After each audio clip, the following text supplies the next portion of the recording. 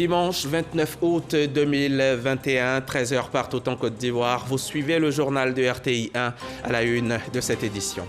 Le ministre de la Santé, de l'Hygiène publique et de la couverture maladie universelle, Pierre Demba, a reçu cette semaine une délégation turque composée de professionnels de la santé. Les échanges ont porté essentiellement sur le renforcement de la coopération entre la Turquie et la Côte d'Ivoire dans le domaine de la santé. Dans ce journal, nous irons à Lourdes, en France, dans cette ville qui accueillait chaque année plus de 3,5 millions de visiteurs. Les hôteliers faisaient autrefois de belles affaires, mais aujourd'hui, ils vivent des moments difficiles du fait du coronavirus. Vous le verrez dans le reportage que vont nous proposer Sephora Zegui et Sam Conan dans 10 minutes environ. En Afghanistan, les évacuations de civils et d'étrangers touchent à leur fin. Le gigantesque pont aérien a permis l'évacuation de près de 112 000 étrangers et afghans depuis le 14 août, veille de la prise de Kaboul par les talibans. Le 31 août est la date butoir prévue pour le retrait des soldats américains d'Afghanistan après 20 ans de guerre. L'Union postale universelle est une institution spécialisée des Nations Unies et le principal forum de coopération internationale pour le secteur postal. Elle a été créée en 1874 et c'est l'une des plus anciennes organisations internationales. Forte de ses 192 pays membres, l'UPU constitue le principal forum de coopération entre les acteurs du secteur postal. Le 27e congrès de l'UPU vient de se tenir à Abidjan du 9 au 27 août dernier. Aujourd'hui, nous avons souhaité revenir sur ce congrès mondial et sur ses conclusions. Dans le cadre donc du magazine du dimanche, permettez que nous recevions le président du comité scientifique du congrès de l'UPU, M. Lassina Konaté, ingénieur en télécom, par ailleurs directeur de l'économie numérique et de la poste au sein du ministère de l'économie numérique, des télécommunications et de l'innovation. Bonjour M. Konaté. Bonjour. Bienvenue sur notre plateau. C'est moi qui vous remercie. Merci encore. Vous allez nous accorder 30 minutes, une demi-heure, juste le temps pour nous de servir le journal à nos chers téléspectateurs et on revient pour parler UPU. Ce sera avec plaisir.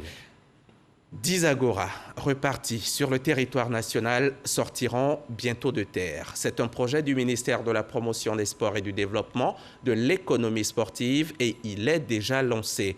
Paulin Claude Danhaut vient de poser la première pierre de l'agora de Yopougon. L'infrastructure sera logée dans les locaux du lycée technique pour le grand bonheur de la population de cette commune de plus d'1 million d'habitants. Les précisions de Grace Kando. La Abidjanaise et la Marseillaise retentissent ici au lycée municipal de Yopougon. La coopération franco-ivoirienne est en marche. 10 agoras à hauteur de 17 milliards de francs CFA seront construits en Côte d'Ivoire avec l'appui de l'État français. C'est un projet d'équipe. À l'origine, il y a la volonté du ministre, cher Paulin Claude, la stratégie développée pour la Côte d'Ivoire de déploiement d'infrastructures sportives pour qu'il n'y ait pas que, je dirais, à Abidjan, que les jeunes puissent accéder à des infrastructures de qualité. Et donc, il y a tout un déploiement à travers la Côte d'Ivoire. Lancement donc du programme de construction et la pose de la première pierre de ces infrastructures socio-culturelles et sportives par les ministres Paulin Claude Danhaut et Nguessan Kofi. Monsieur le ministre de la Promotion des Sports et du Développement de l'économie sportive, en acceptant de construire les installations sportives ici, au lycée technique de Yopougon, ces installations auront aussi un impact positif sur la jeunesse de Yopougon, dans la mesure où des compétitions seront organisées en leur faveur à l'effet de les occuper sainement. Clé de répartition de ces agoras, 5 à Abidjan et 5 à l'intérieur du pays. Ça va permettre à nous les élèves de nous retrouver parce qu'ici nous avons beaucoup d'ateliers, nous ne nous voyons pas. C'est un projet salvateur pour nous. C'est un projet donc qui va rapprocher les populations en vue de développer davantage la cohésion. Selon le ministre Paulin Claude Danhaut, le paysage des infrastructures sportives en Côte d'Ivoire se métamorphose par un investissement de plus de 400 milliards sur 3 ans. Le programme Agora s'inscrit dans le cadre de la politique nationale du sport. C'est une inspiration de la grande vision du président Alassane Ouattara, qui veut que le sport soit source de création de bien-être pour les Ivoiriens.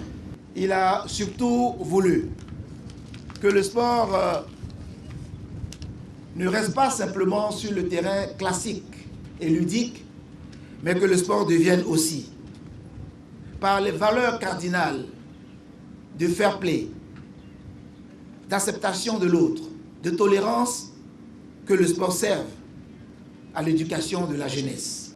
Au nom du président de la République, François Sporer, représentant de l'ambassadeur de France en Côte d'Ivoire, a été élevé au grade d'officier du mérite sportif. Et pendant que se faisait ce lancement des Agora, la Confédération des PME-PMI du BTP Côte d'Ivoire lançait sa campagne de sensibilisation et de formation des artisans et des travailleurs du secteur informel. Elle invite chacun de ses membres à se faire enrôler afin de bénéficier de financements pour leurs différents projets. Les précisions de Marie-Ange Kouakou dans un commentaire de Dangui Dangui. À Djamé, 220 logements. Bamoni Frédéric est un mécanicien qui exerce dans l'informel depuis plusieurs années. Il rencontre de nombreuses difficultés telles que les déguerpissements parce qu'il n'a pas de lieu fixe. Nous n'avons pas de place réellement pour exercer notre métier. On a trop de difficultés. Avec chaque fois les déguerpissements, on n'arrive pas à joindre les deux bouts. Comme Frédéric, des artisans et des travailleurs du secteur informel traversent tous des difficultés. C'est pourquoi plusieurs d'entre eux se font enrôler pour bénéficier des avantages du projet d'appui financier de l'agence de coopération allemande GIZ. Beaucoup connaissent leur métier, mais ils n'ont pas le matériel pour pouvoir travailler. Alors, dans ce cadre-là, GIZ va les aider à travers Côte d'Ivoire PME. Donc aujourd'hui, nous faisons le lancement. Cette opération qui se déroule à travers le programme d'appui à la structuration des entreprises PAZ est une initiative soutenue par l'agence de coopération allemande GIZ. Elle va s'étendre sur tout le territoire. Venons-en maintenant à cette rencontre entre Pierre Demba et une délégation turque de professionnels de la santé. À l'issue de la rencontre qui visait à renforcer la coopération entre la Côte d'Ivoire et la Turquie dans le domaine de la santé, les hôtes du ministre de la Santé ont pu visiter le CNRAO, le Centre national d'oncologie médicale et de radiothérapie de Cocody, et le Centre national de cardiologie à Treichville. Le témoignage d'Eugène Atoubé et Godefroy Okambawa. Une délégation de professionnels de la santé turque en immersion au Centre d'oncologie médicale et radiothérapie de Cocody. Il s'agit pour ces agents de santé de s'imprégner de l'état du plateau technique dont dispose ce centre afin d'améliorer la qualité des soins. La délégation s'est rendue ensuite au Centre national de cardiologie installé au sein du CHU de Treichville. Expérimenté avec un système sanitaire performant au plan international, ces professionnels turcs de la santé et le ministère de la Santé, de l'Hygiène publique et de la couverture maladie universelle s'accordent à travers un partenariat pour le traitement, la transplantation des reins, du foie et de la moelle osseuse. Nous avons reçu près de 38 patients dans ces 6 derniers mois, raison pour laquelle nous avons choisi la Côte d'Ivoire pour faire notre visite ici. Donc nous prévoyons de faire une coopération avec le ministère de la Santé en vue d'apporter un soutien à ces patients. Construire un système de santé performant favorable à la prise en charge des malades, un défi qu'entend relever Pierre Demba. Il souhaite à travers des échanges de pédagogie relever le niveau des professionnels de santé ivoiriens. La Turquie, qui est un pays qui allait très vite dans ce domaine, est un partenaire privilégié pour nous. Au-delà donc de pouvoir aller sur place, ils sont venus d'abord pour se faire une idée de ce que nos préoccupations ici. Ils vont examiner avec nos services les difficultés que nous avons, ce que nous faisons déjà, mais les difficultés que nous rencontrons et nos besoins donc de renforcement. Et je pense que par un partenariat bien étudié, nous pourrons avoir la formation de nos professionnels en Turquie et ici. Partenariat privilégié, la Turquie et la Côte d'Ivoire entendent assez leur coopération sur le traitement des malades du cancer du foie et des maladies chroniques. Vous avez pu le voir, cette délégation a pu visiter le CNRAO à Cocody et le Centre national de cardiologie au CHU de Treichville. C'est justement au sein du CHU là-bas à Treichville que se trouve le SMIT, le service des maladies infectieuses et tropicales, un service qui reçoit en ce moment même des dizaines et des dizaines de malades de Covid. Covid-19, ce virus qui a décidé de nous pourrir la vie.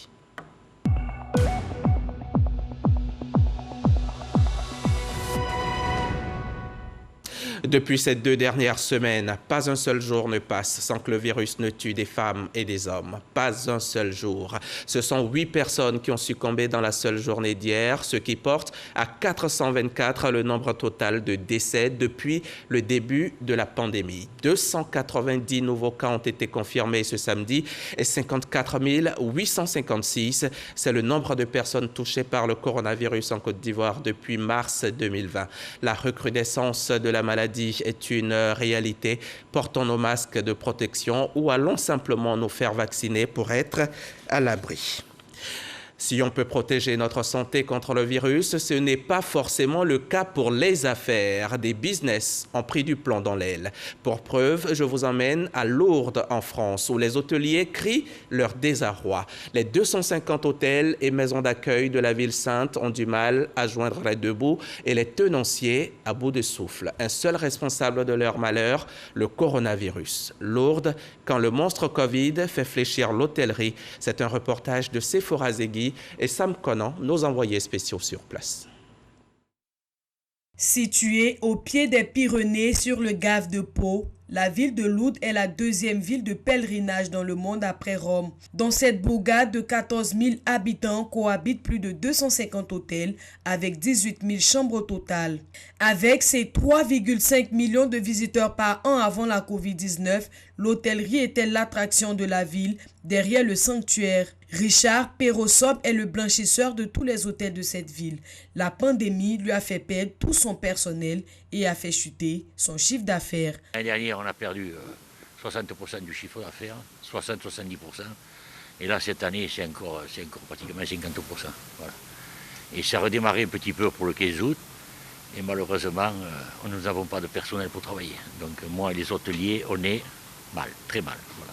Le hall de cet hôtel 3 étoiles ne désemplissait pas à 7 heures de la journée. Aujourd'hui, c'est à peine 3 clients que la gérante a enregistrés. Là, cette période-là, quand même, on avait une centaine de personnes et on se retrouve avec une vingtaine de personnes. C'est une situation très compliquée.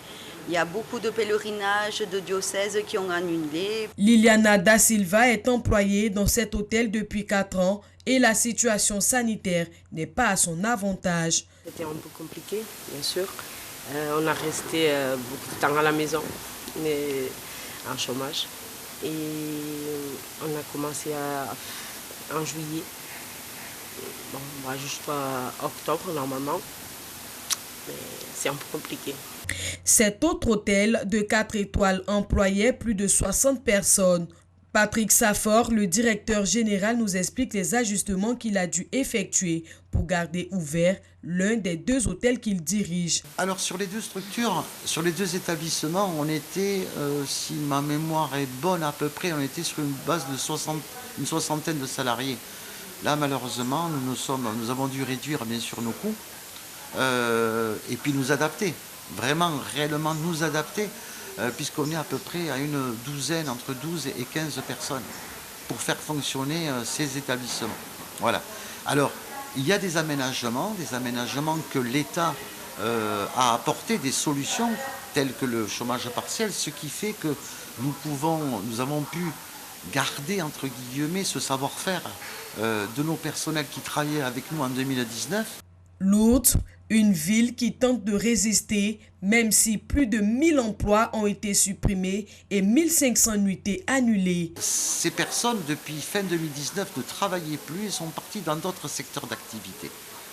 Et autant il est difficile pour nous de faire fonctionner nos établissements, c'est une chose, autant il y a moins de pèlerins, moins de clients, entre guillemets, mais je préfère le mot pèlerin, autant aussi nous avons eu une fuite de cerveau, mais une fuite aussi de main-d'œuvre qui se sont tournés vers d'autres secteurs d'activité.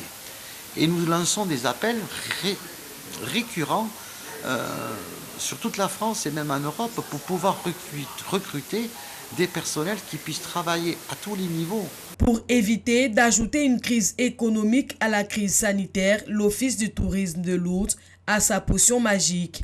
Il y a un plan spécifique pour Lourdes, en fait dans la relance. Il y a Lourdes, les DOM-TOM et la Corse. Donc vraiment on a un chapitre spécifique pour la destination. avec notamment les estivales de Lourdes. C'est tout un programme qui était sur l'été et avec des aides du gouvernement pour lancer du culturel, des manifestations, des concerts, du théâtre, voilà, des choses un petit peu dynamiques pour moderniser l'image de la destination. Il y a bien sûr beaucoup de subventions et d'aides qui sont proposées à tous les prestataires lourdais pour se moderniser, pour investir, pour le tourisme durable. Et tout ça, c'est fait avec le plan de relance notamment. La ville de Lourdes générait le même chiffre d'affaires que l'ensemble des sports d'hiver des Pyrénées. Alors, dans cette ville devenue la seconde ville hôtelière de France après Paris, on guette les premières lueurs de la disparition de la Covid-19. Lourdes, quand le secteur de l'hôtellerie se débat face au monstre Covid. Un reportage signé Sephora Zegui et Sam Conan, nos envoyés spéciaux dans l'Hexagone. L'actualité ici chez nous, c'est aussi la mise sur pied d'un projet d'éducation inclusive en faveur des enfants en situation de handicap en Côte d'Ivoire. C'est un projet initié par la société Without Barriers et il consiste à intégrer ces enfants en situation de handicap dans les écoles primaires avec les autres enfants. Wotianga Noël Danyogo, Moussa Konaté. Scolarisation des enfants en situation de handicap. La société Without Barriers en a fait son combat. La structure vient d'initier un projet d'éducation inclusive en faveur des enfants non-voyants, sourds, muets, malentendants, albinos et autres. Nous avons travaillé à ce projet dans le cadre de l'égalisation des chances des personnes handicapées à l'éducation. Parce qu'en Côte d'Ivoire, nous avons un système éducatif qui s'efforce pour que chaque citoyen ivoirien puisse avoir accès à l'éducation. Mais il est constaté que les enfants en situation de handicap n'ont pas l'accès à nos différentes écoles. Donc il est important de faire un travail pour que les enseignants soient outillés, pour que les écoles soient accessibles. Donc ce projet est arrivé pour permettre de former les enseignants, sensibiliser la population, aménager les écoles. L'intégration des enfants en situation de handicap dans les écoles primaires ordinaires est une réalité en Côte d'Ivoire depuis 2017. L'action bénéficie du soutien de l'Union européenne. Alors la raison pour laquelle l'Union européenne a souhaité soutenir ce projet d'éducation inclusive, il y a plusieurs raisons. La première, c'était que c'est un projet qui a été soutenu par un partenaire de la société civile bien connu et dont nous apprécions les capacités techniques. Et aussi parce que c'est une démarche globalement à laquelle nous croyons beaucoup, qui est celle de promouvoir l'inclusion de l'ensemble des citoyens, quelles que soient leurs conditions, j'ai envie de dire, qu'ils soient avec un handicap ou sans handicap. Alors ce projet a été soutenu à hauteur de 600 000 € par l'Union européenne et puis le partenaire allemand a apporté 200 000 €, ce qui nous fait un projet environ de 800 850 000 €. Ce séminaire était axé sur l'inclusion des enfants vivant avec un handicap dans le système éducatif ivoirien. Or, nous avons une seule société et dans cette même société unique, nous devons apprendre à vivre ensemble et à respecter nos droits. La cérémonie a été également l'occasion pour la société Without Barriers de faire le bilan de plusieurs années d'activité. Des acteurs du projet de l'éducation inclusive ont reçu des attestations. C'était un sujet de Wotianga Noël Danyogo. Son reportage a été commenté par Moussa Konaté. Allons-y maintenant à la rencontre de Mireille, de Charles, Émile et Marguerite. Ils sont ivoiriens, ils sont installés au Niger. Leur particularité, c'est qu'ils ont parfaitement réussi leur intégration. Chacune de leurs activités marche très bien et ils s'en sortent beaucoup plus qu'ils ne l'auraient imaginé. Vous allez le voir, ce pays chaud et ensoleillé est pour eux un véritable Eldorado. Suivons ensemble ce magnifique reportage de Sidonie Davila. Vendredi soir, à peine arrivée à la maison, Mireille Boli a juste le temps de se faire une beauté. C'est le week-end, moment de retrouvailles et de divertissement, et cette jeune Ivoirienne vivant au Niger est pressée de retrouver les siens. La communauté ivoirienne au Niger reçoit un de ses anciens membres. Toutes les personnes réunies ce soir ont réussi à se faire une place au soleil au Niger. Une fierté pour leur hôte du jour, ancien fonctionnaire international. Alors c'est un plaisir pour moi de revenir au Niger et trouver mes jeunes cadets que j'ai pu fédérer autour de moi et utiliser leurs énergies et pour les aider à pouvoir s'épanouir. Et qui me font l'honneur non seulement de me recevoir et de me parler aussi de leur succès. Mireille Boli fait partie des personnes qui connaissent le succès. Arrivée en 2016 dans ce pays sahélien, elle est propriétaire d'une agence de communication. Alors, je suis venue au Niger en mission en 2016. J'ai été envoyée par une agence de communication qui devait s'installer au Niger. Et ma mission était d'installer cette agence-là, je l'ai fait. Et 2 ans après, j'ai vu qu'il y avait de très grandes opportunités. J'ai démissionné et avec la bénédiction de mes pairs qui m'ont envoyée au Niger, j'ai installé ma société en 2018. Alors, ça n'a pas été facile déjà en tant que femme, en tant que jeune, en tant qu'étrangère. En 2 ans, on a réussi à inscrire notre nom sur la place, dans le domaine de la communication au Niger. Des exemples d'Ivoiriens qui émergent, il en existe dans tous les domaines au Niger. Dans la capitale Niamey, Charles Conan, pur produit de l'INPH, Institut national polytechnique Houphouët-Boigny de Yamoussoukro, vole de ses propres ailes. Il gère une entreprise de sécurité électronique. C'est un domaine très porteur. Personnellement, je ne pensais pas être ici un jour, mais grâce à la structure avec laquelle j'ai travaillé, je me suis retrouvé ici pour la représenter. Et c'est comme ça que c'est parti. Être un modèle de réussite au Niger, c'est le leitmotiv de Niamey Assi Émile. Son histoire est semblable à celle de Mireille et de Charles. Il est arrivé au Niger en 2016 à la faveur de son premier poste. J'ai vu qu'il fallait que je vole mes propres ailes. Et j'ai démissionné de mon travail. Mais j'ai démissionné en faisant la bêtise de ne pas avoir un travail quelque part. Je suis parti voir un client et je lui ai dit que voici ma situation dans laquelle je suis. Je veux qu'il me donne de l'argent pour payer mon loyer. Il me dit non. Je ne donnerai pas de l'argent, mais je te donne une commande. La commande a fait 450 000 francs. Aujourd'hui, on peut le dire, son courage a payé. Assi Émile, ce natif de Toumoudi, ville située dans le centre de la Côte d'Ivoire, a eu le nœud creux en optant pour la biomédecine. J'aime pas faire ce que tout le monde fait.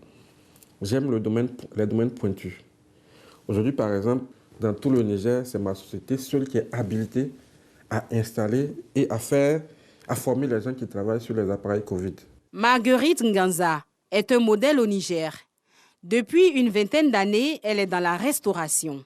Sa spécialité, la cuisine ivoirienne, très prisée dans le pays. Je n'ai pas décidé toute seule. En fait, j'étais avec mon mari qui était un expatrié, qui était en poste ici. On avait l'habitude de recevoir les gens et quand on a commencé à créer le restaurant, petit à petit, les gens se sont intéressés à la cuisine ivoirienne. Les gens aiment la cuisine ivoirienne et on se rend compte qu'il y a beaucoup de Nigériens qui ont étudié en Côte d'Ivoire. Donc, par nostalgie, petit à petit, les gens cherchaient par-ci, par-là. Les gens m'ont découvert et puis c'est comme ça, petit à petit, l'affaire a commencé à grandir. Mireille, Charles, Émile, Marguerite, 4 Ivoiriens, 4 modèles de réussite, savourent leur succès et se rappellent encore les a priori du départ. En fait, les images qu'on avait en général, c'était des images de famine. Ce sont ces images qu'on avait, surtout à l'époque. Donc, quand on arrivait, on était surpris d'avoir des jardins, d'avoir de la verdure. On avait d'autres idées, quoi. Quand je venais, il faisait tellement chaud. Quand l'avion a atterri, je voulais repartir avec le même vol en même temps, tellement qu'il faisait chaud. Nos pays africains commencent à se développer, mais il y a beaucoup de choses à faire au Niger pour des gens qui savent saisir les opportunités. Ces héros reconnaissent que leur parcours n'a pas été sans embûches. Généralement, quand il y a des cas spécifiques de difficultés, on se retrouve pour essayer de le gérer automatiquement. C'est pour cela qu'il y a eu la mise en place du fonds FACI, Fonds de solidarité à la communauté ivoirienne, qui permet de donner des prêts. La communauté ivoirienne au Niger, forte de plus de 4000 membres, est composée de plusieurs petites associations comme celle des cadres ivoiriens, à l'initiative de ces retrouvailles. Il s'agit pour nous aujourd'hui de nous mettre ensemble, comme nous le faisons toujours, comme un seul homme, pour recevoir notre doyen, notre inspiration, le doyen Siaka Bakayoko, qui a été véritablement la locomotive, la team 225, qui n'est rien d'autre que le rassemblement informel des cadres ivoiriens au Niger. Le Niger, ce pays sahélien, est une terre d'opportunités et d'affaires selon les Ivoiriens qui y vivent. Mais pas facile d'émerger dans ce pays en voie de développement. Il faut pour réussir avoir de la détermination, de la persévérance et la foi comme l'ont expérimenté Mireille, Charles, Émile, Marguerite et bien d'autres Ivoiriens vivant au Niger. Des hommes et des femmes au parcours inspirant. La réussite à l'ivoirienne au Niger, un reportage à revoir sur toutes nos plateformes digitales RTI Mobile et RTI.ci.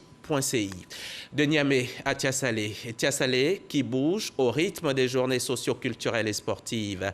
Tiassalé, c'est au nord d'Abidjan, dans la région de l'Agnébi-Tiassa.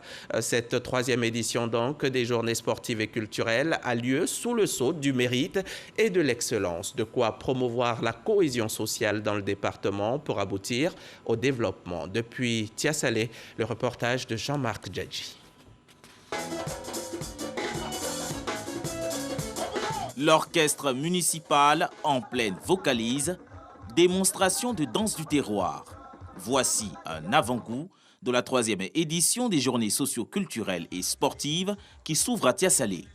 Une célébration qui vise à promouvoir les vertus de la culture, du sport, de la fraternité et de l'excellence dans la période des vacances scolaires. Autorités préfectorales et administratives saluent l'initiative. Moi, je suis une députée RHDP. Lui, il est arrivé à un député indépendant à l'Assemblée nationale. Et nous avons décidé de travailler ensemble. Si nous sommes là aujourd'hui, c'est qu'il y a la paix dans le pays. Et nous exhortons la population de Tiassalé à pratiquer la paix. Initiée en 2018, cette semaine culturelle est l'œuvre du centre de rencontre et d'écoute à Salé Timoko.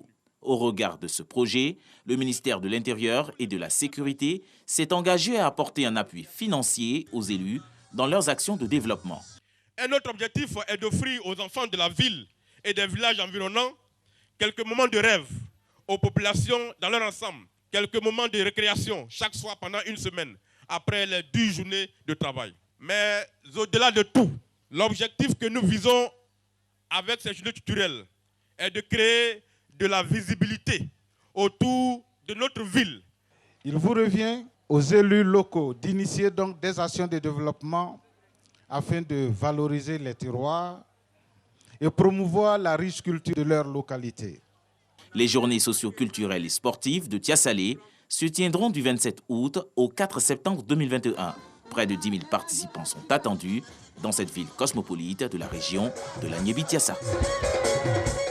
Flaké-Dougou a désormais sa mutuelle de développement. C'est un village situé dans la sous-préfecture de Laoudiba, à une 60aine de kilomètres de Bondoko. Nous sommes dans la région du Gomtogo. Le bureau exécutif de la mutuelle a donc été installé samedi dernier en présence du député de la circonscription et de notre reporter Godfrey Okambawa. Une mutuelle de développement pour Flaké-Dougou. La mutuelle entend œuvrer pour faire face au manque d'infrastructures dans le village. Pour ce faire, Kambou Bonité, fils et cadre de la localité, a été désigné président de la mutuelle dénommée la MUDEF. C'est un projet que nous avons concocté, souvent dans les difficultés, dans les incompréhensions, mais qui aujourd'hui a fini par prendre forme. À toute la jeunesse, ceux qui sont encore réticents, de se joindre impérativement à nous pour que, main dans la main, nous puissions poser des actions et booster le développement de nos localités. Les cadres de la localité, dont le député Siaka Ouattara, soutiennent l'initiative des populations de Flaké-Dougou. Ils exhortent celles-ci à œuvrer pour le développement de leur village. Que cet outil de développement est un instrument pour continuer les actions de l'État et pour combler les déficits. L'État fait ce qu'il peut. Mais l'État ne peut pas tout faire. C'est pourquoi il est nécessaire d'avoir une mutuelle pour prolonger l'œuvre de l'État dans nos localités et nous donner plus de chances que les autres. Aussitôt installé, le nouveau président se met au travail. Kambou Bonité a présenté aux autorités administratives les difficultés que rencontrent les populations de Flakédougou, notamment le manque d'eau, la construction d'une résidence permanente pour le sous-préfet, ainsi que l'équipement du centre de santé. Des actions qui devront améliorer les conditions de vie des populations. Savez-vous qu'en Côte d'Ivoire, les femmes accomplissent 79% des travaux domestiques non rémunérés contre seulement 21% pour les hommes? Ce sont les résultats d'une étude menée par les experts et techniciens du Consortium régional pour la recherche en économie générationnelle. Jean-Marc Djadji nous en dit plus. Les femmes en Côte d'Ivoire consacrent en moyenne entre 4 heures et 12 heures de temps par semaine aux travaux domestiques et travaux non rémunérés, contre seulement entre 2 heures et 4 heures pour les hommes. L'enjeu de la formation sur l'approche méthodologique des comptes nationaux de transfert de temps vise à lever un coin de voile sur ces inégalités. Ça permet de rendre visible une bonne part d'activité qui est effectuée par les femmes, notamment les activités domestiques, aller chercher de l'eau, aller chercher du bois pour le feu, faire même en zone urbaine, même faire les courses, à la fin du mois, faire le marché pour le ménage. Ça occupe c'est du temps de travail, mais qui ne sont pas rémunérés. Par exemple, prendre soin des enfants, prendre soin de monsieur, tout ça, ce sont des travaux domestiques. Quels sont les enjeux de l'évaluation du temps de travail des femmes dans les ménages? On a pu constater que ce temps de travail domestique non rémunéré, en termes monétaires, représente 8% à peu près du PIB. La connaissance de ce temps de travail-là permet aussi de valoriser le rôle joué par les femmes dans les différents ménages. Les résultats de ces travaux devraient orienter la mise en œuvre de politiques et interventions en faveur de l'autonomisation des femmes en Côte d'Ivoire. Vous en êtes rendu compte, le reportage est signé Michel Digré. Je vous le disais en titre, le pont aérien pour faire sortir les Afghans souhaitant fuir le nouveau régime taliban est entré samedi dans sa phase finale, à quelques jours de la date butoir du 31 août, prévue pour le retrait des soldats américains d'Afghanistan. À l'aéroport international Hamid Karzai de Kaboul, de nombreux pays ont déjà mis fin à leurs opérations d'évacuation. C'est le cas notamment de l'Espagne, de l'Australie, de l'Allemagne, du Canada ou encore de l'Italie, dont le dernier avion s'est posé samedi à Rome avec près de 5000 ressortissants afghans évacués. Elle est le pays de l'Union européenne qui a permis le départ du plus grand nombre de personnes. On part maintenant au Dimanche Magazine, votre rendez-vous préféré, nous le savons. Aujourd'hui, nous allons parler du 27e congrès de l'Union postale universelle qui s'est achevé vendredi. Monsieur Lassina Konaté nous a rejoint. Il en était le président du comité scientifique. Merci à vous encore d'être là, Monsieur Konaté. Suivons ensemble l'élément vidéo qui vient maintenant. Les lampions se sont éteints sur le 27e congrès de l'Union postale universelle à Abidjan, qui avait pour thème central la digitalisation des services postaux. Plusieurs temps forts ont marqué la tenue de ces assises. Il s'agit du renouvellement des instances dirigeantes, à savoir les postes de directeur général et du vice-directeur général, mais également ceux du conseil d'exploitation postale et du conseil d'administration occupés respectivement par la France et la Côte d'Ivoire. À côté des élections, durant plusieurs semaines, les congressistes ont adopté en plénière plusieurs réformes majeures dans le plafonnement du budget de l'Union, arrêté au montant d'environ 23 milliards de francs CFA, avec à la clé la priorisation des plans d'action annuels. La question des contributions des 192 pays membres était également au centre des échanges. Ensuite, l'autre point abordé est celui relatif aux frais terminaux qui met en lumière la compensation des services postaux entre les différents États. En outre, la nouvelle stratégie d'Abidjan a ceci de particulier qu'elle met en premier plan les trois grands acteurs du secteur, les États, les régulateurs et les opérateurs. Une manière pour ce trio de pleinement jouer son rôle dans le développement de l'industrie postale mondiale. Enfin, l'une des victoires de ce congrès est le maintien des États-Unis d'Amérique, le plus gros contributeur de l'UPU, après que celui-ci ait menacé de se retirer de l'Union.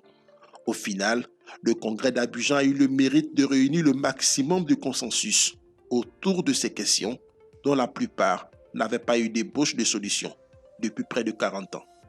C'est un reportage signé Cheikh Koné Aboubacar. Monsieur Konaté, dites-nous déjà d'entrée de jeu, c'est quoi l'UPU? C'est quoi ses missions? C'est quoi ses objectifs? Je vous remercie de nous donner l'opportunité d'être là au nom du ministre de l'économie numérique, de télécommunications et de l'innovation. Monsieur Adam Félix. Monsieur Roger Adam Félix. Alors l'UPU, c'est l'Union postale universelle. Et c'est cette institution des Nations Unies qui a pour vocation de créer un forum de coopération entre les États qui en sont membres et qui sont au nombre de 192. Et l'objectif? Alors, sa mission principale, telle que c'est libellé, c'est de stimuler le développement des services postaux universels de qualité, efficaces et accessibles en vue d'établir la communication entre les habitants de la planète. Voici de façon générique les missions de l'UPU depuis sa création. Et 4 organes composent l'UPU? 4 organes composent l'UPU. Vous avez le Congrès, qui est l'organe suprême. Vous avez le Conseil d'administration, qui lui est l'organe qui dirige le Congrès, qui dirige les travaux et toutes les activités de l'Union entre deux congrès. Vous avez le Conseil de Bureau international, qui est en fait le secrétariat technique de l'Union, qui travaille au quotidien sur les activités.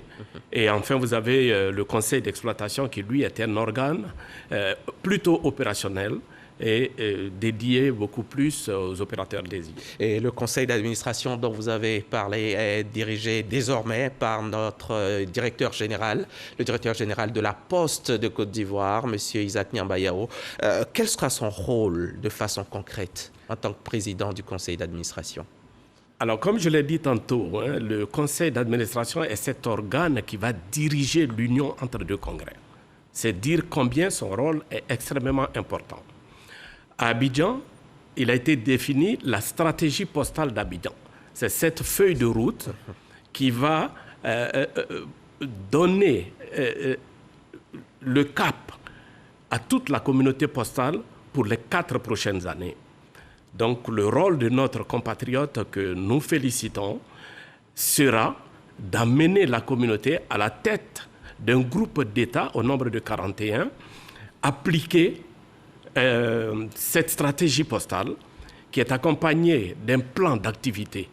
Donc c'est dire la tâche qu'il attend, mais il n'y a pas de doute que les autorités, les plus hautes autorités de ce pays, lui ayant fait confiance et connaissant sa détermination, sa passion pour la cause, ça sera couronné de succès. Et cette stratégie d'Abidjan dont on parle, vous pouvez nous en dire un peu plus? Alors la stratégie d'Abidjan, il faut savoir que lorsque le Congrès s'est réuni, tous les 4 ans, elle fait le bilan du cycle passé et définit les termes de la stratégie pour le cycle suivant.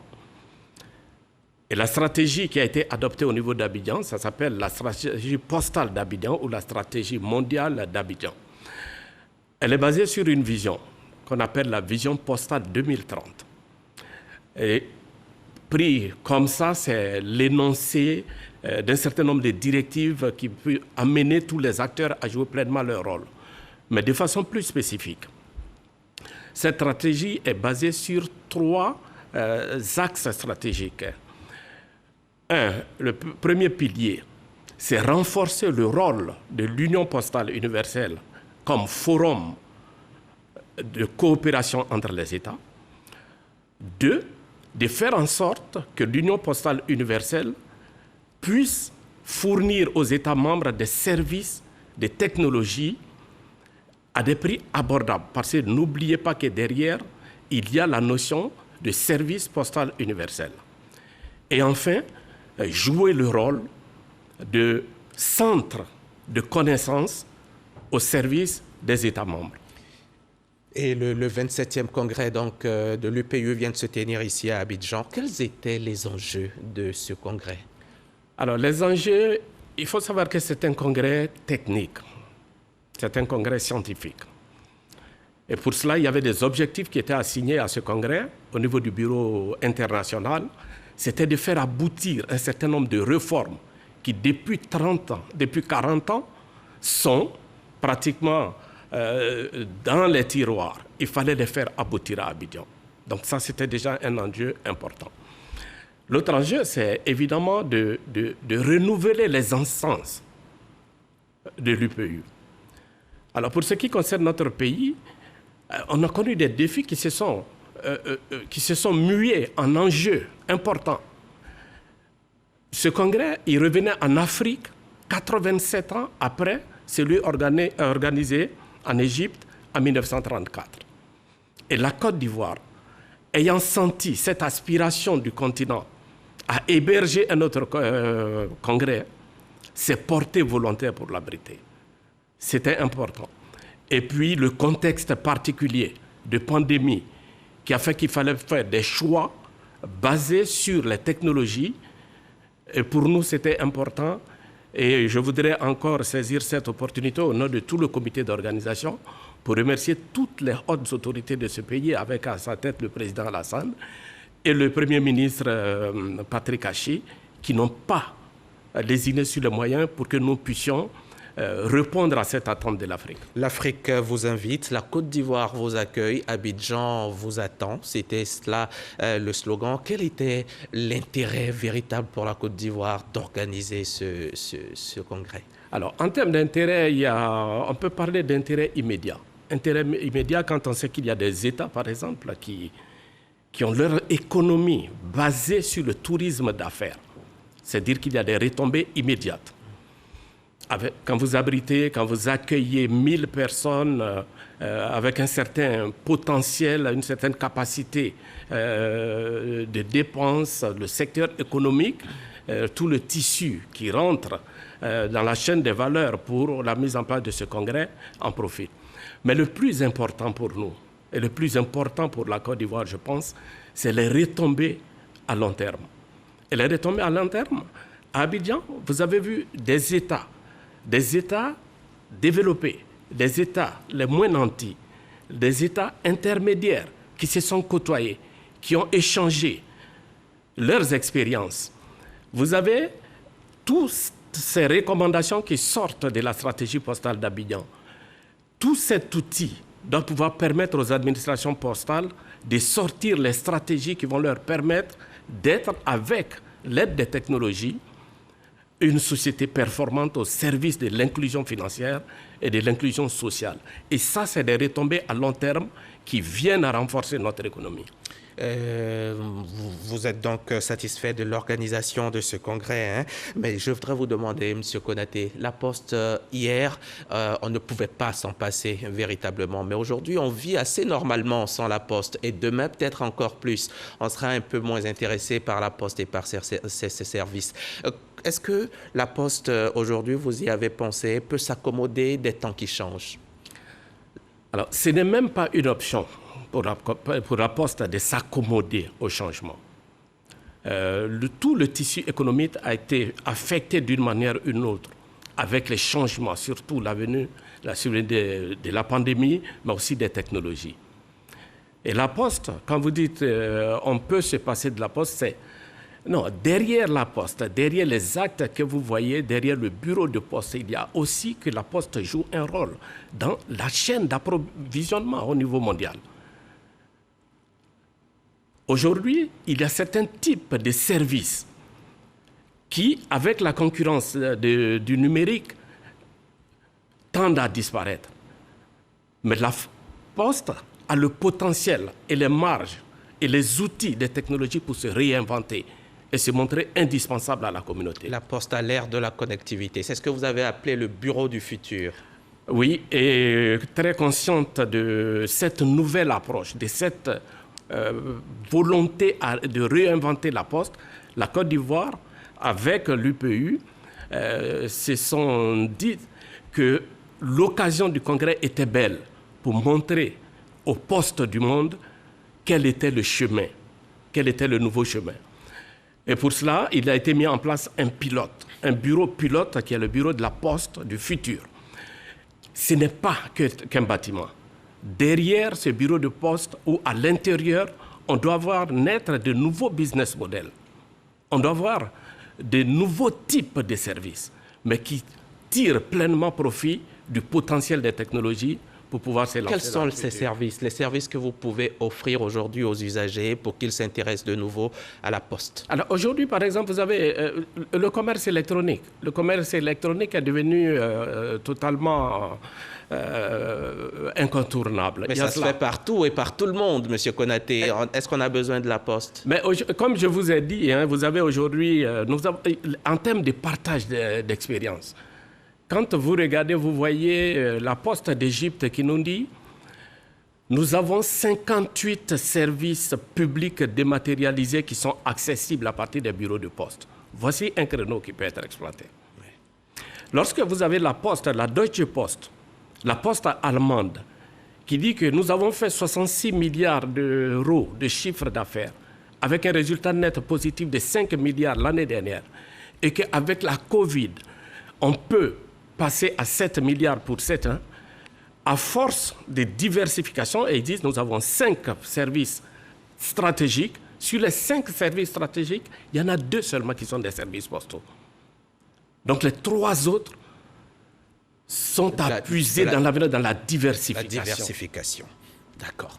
Merci, Monsieur Konaté, Lassina Konaté. Donc, puis ce congrès devrait aussi fixer de nouvelles règles et définir les politiques de l'échange international d'envois postaux. C'est ce qu'on a appelé les frais terminaux. Les frais terminaux, effectivement, je l'ai dit, derrière un pli qui part de l'Inde jusqu'à Bundiali, il y a pas mal d'activités qui doivent être rémunérées. Et avec le temps, avec l'évolution, ça a besoin d'être ajusté, d'être harmonisé pour que les postes qui délivrent ces services soient rémunérés correctement. Merci, M. Konaté. Lassina Konaté, ingénieur en télécom, directeur de l'économie numérique et de la Poste au sein du ministère de l'économie numérique, des télécommunications et de l'innovation. Nous avions beaucoup à nous dire, mais le temps qui nous a imparti n'est pas suffisant. Merci aussi. Vous êtes donc le président du comité scientifique du 27e Congrès postal universel et c'est à ce titre que nous vous avons reçu ce dimanche. Merci d'avoir répondu à notre invitation et revenez nous voir quand vous le voulez. C'est ici que prend fin ce 13h. J'espère que vous avez pris plaisir à le suivre. Pour nous, en tout cas, c'était un bonheur de vous le présenter. Mercredi, je reviens chez vous si vous le voulez bien. Mais d'ici là, restons concentrés. Le virus Covid rôde toujours. Alors, prenons soin de nous et de nos proches.